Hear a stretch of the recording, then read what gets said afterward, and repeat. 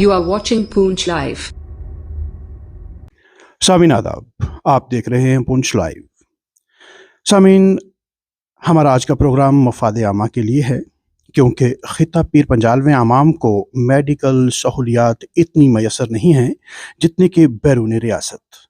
इसी मकसद की खातिर आज हम रूबरू हो रहे हैं हमारे ख़िता के पहले यूरोलॉजिस्ट डॉक्टर मुश्ताक अहमद मीर साहब से, जो इस वक्त MM super speciality hospital and medical college के यूरोलॉजी डिपार्टमेंट में एज असिस्टेंट प्रोफेसर अपने फ़राइज़ अंजाम दे रहे हैं।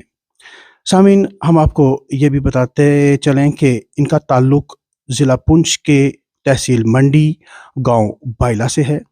ये फ़र्जंद हैं हमारी पुंछ की मशहूर व मारूफ शख्सियत ठेकेदार गुलाम नबी मीर साहब के ये फ़र्जंद हैं। और हमारा आज का जो प्रोग्राम है ये आम आवाम के लिए है, क्योंकि हमारी आम आवाम जो है वो अक्सर अपनी बीमारियों को लेकर, परेशानियों को लेकर दो चार रहती हैं, लेकिन इन्हें सही इलाज व मुआलिज नहीं मिलता। डॉक्टर साहब, आपका पूंछ लाइव में आज हम वेलकम करते हैं और तफसील से और सादा अल्फाज में आपसे बात करेंगे, क्योंकि हमारे गाँव के अवाम जो हैं उन तक बात पहुँचे और सही अंदाज में पहुँचे। डॉक्टर साहब, सादा अल्फाज में यूरोलॉजिस्ट कौन होता है, क्या होता है और ये क्या करता है? यूरोलॉजिस्ट एक सुपर स्पेशलिस्ट सर्जन होता है जो यूरिन के रास्ते की प्रॉब्लम्स को डील करता है।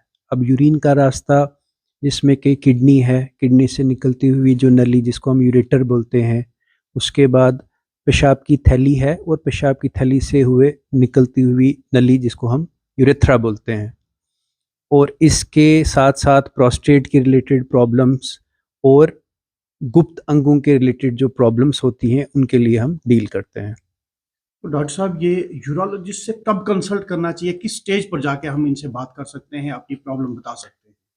तो मरीज़ को यूरोलॉजिस्ट को कंसल्ट करना ज़रूरी है जब भी मरीज़ को यूरिन में जलन हो, पेशाब के साथ खून आ रहा हो या पेशाब करने में दिक्कत हो। तो इन कंडीशंस में आपने यूरोलॉजिस्ट को कंसल्ट करना है। इसके सिवा जो हमारे डोमेन में और भी चीज़ें आती हैं, जैसे कि यूरो ऑन्कोलॉजी, जो हमारा यूरिन का रास्ता है उसमें अगर कैंसर है, जैसे किडनी का कैंसर है, पेशाब की थैली का कैंसर है, प्रोस्टेट का कैंसर है, तो वो कंडीशंस भी हम लोग डील करते हैं। इसके सिवा जो मेल इनफर्टिलिटी के केसेस हैं, जैसे कि शादी के बाद जो कपल है अगर उनका आगे बच्चा नहीं हो पाता है, तो उसमें अगर फैक्टर जो है वो मेल का है, तो उसके लिए भी एक यूरोलॉजिस्ट को कंसल्ट करके आगे फर्दर ट्रीटमेंट प्लान किया जाता है।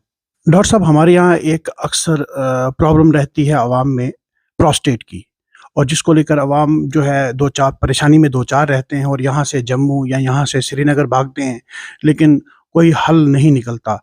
आप इसके लिए क्या तजवीज़ देंगे और क्या सजेस्ट करेंगे आवाम को कि इस परेशानी से कैसे बचा जा सके? पहले तो मैं ये बताता चलूँ कि जो प्रोस्टेट ग्लैंड है, ये एक नॉर्मल ग्लैंड है जो हर एक मेल में पाया जाता है, जो नॉर्मली प्रेजेंट होता है।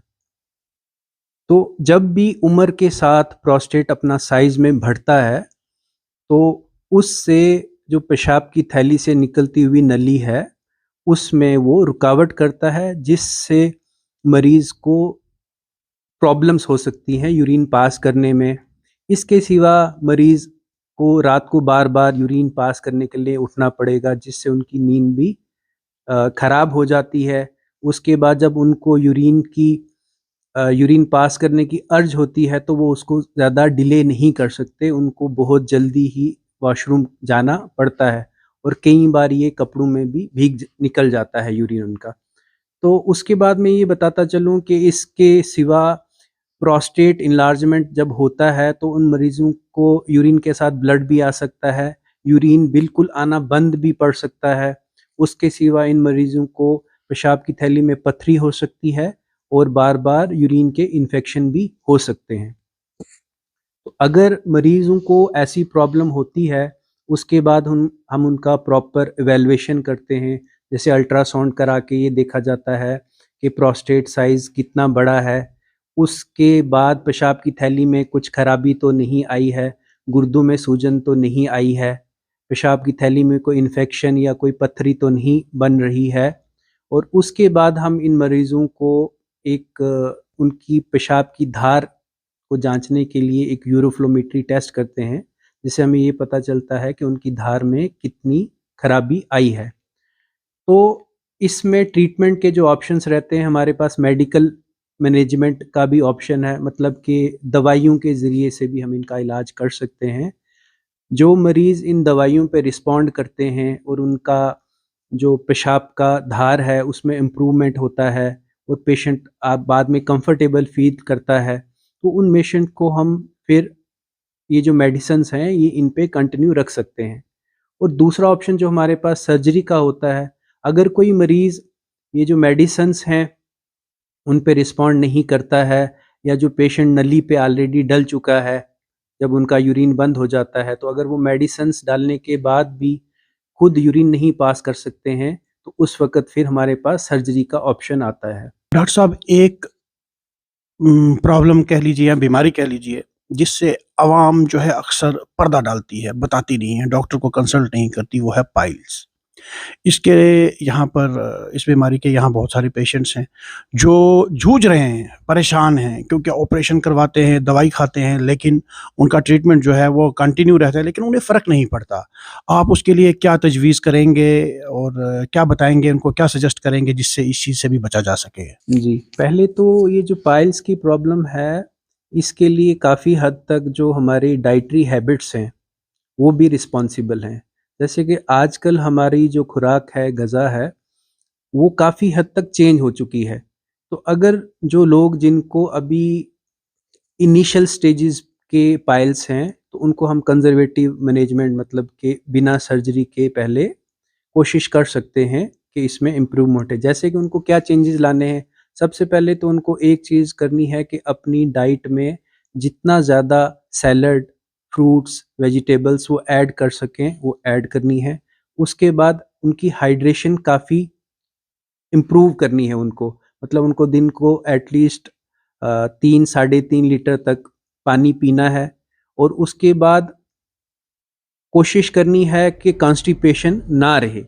अगर उनको ये सब चेंजेस लाने के बाद भी कॉन्स्टिपेशन रहती है, तो हम उनको कॉन्स्टिपेशन ट्रीट करने के लिए जो मेडिकेशंस होती हैं, जैसे लग्जेटिव्स हैं, तो वो ऐड कर सकते हैं।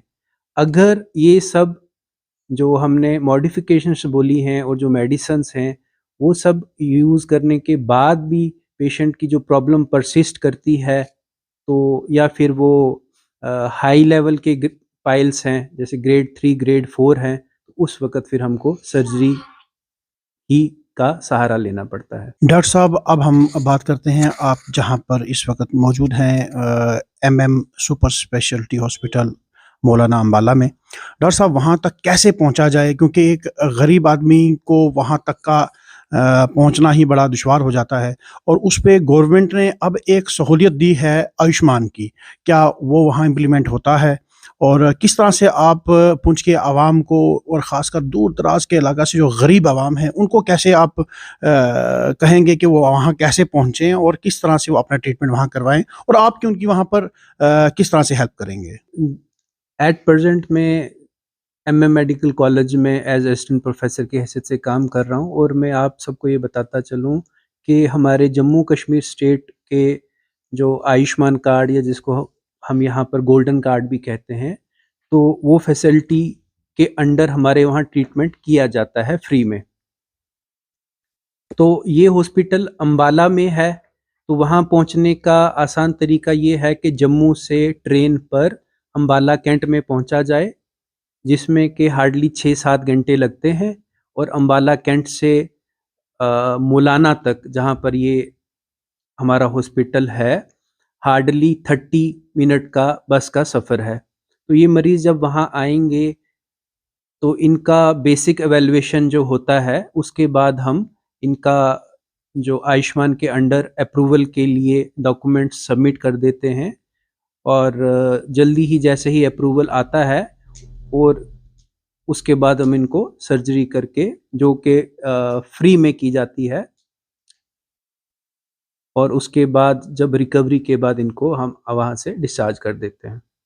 डॉक्टर साहब, ये तो रही बात अम्बाला की, लेकिन जैसे उनको अब उसके बाद रूटीन चेकअप करवाने हैं, उसके लिए पुंछ में आप दस्तयाब रहेंगे और किस हिसाब से रहेंगे जिससे वो आवाम जो है वो वहाँ जाने के बजाय यहीं पर उसके बाद उसके फॉलो थ्रू जो है प्रोसेस को कर सकें?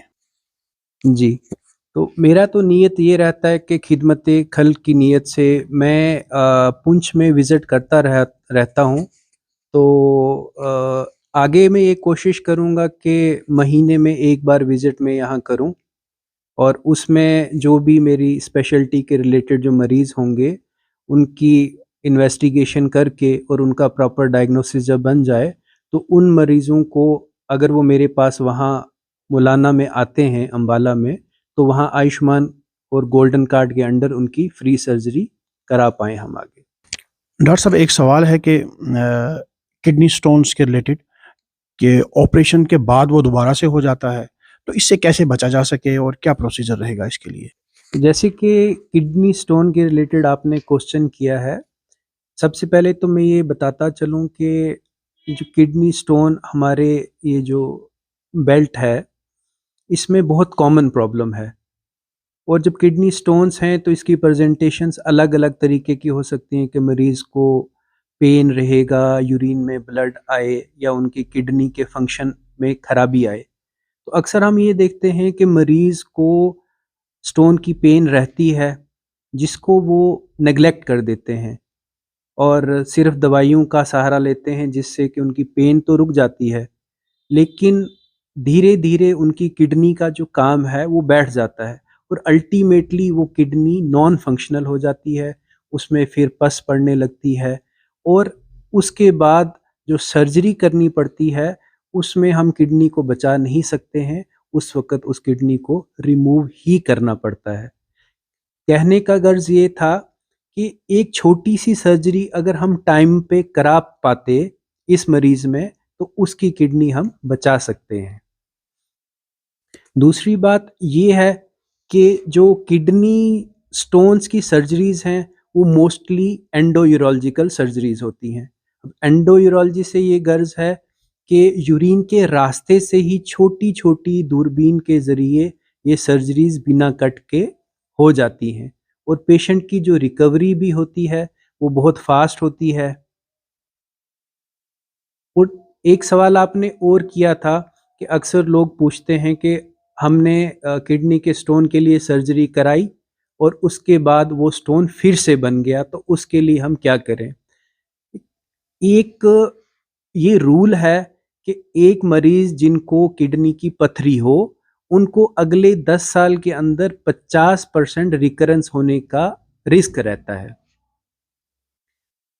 तो कुछ ऐसे हम प्रिकॉशंस हैं, अगर उनको हम फॉलो करें तो इसका रिकरेंस कम हो सकता है।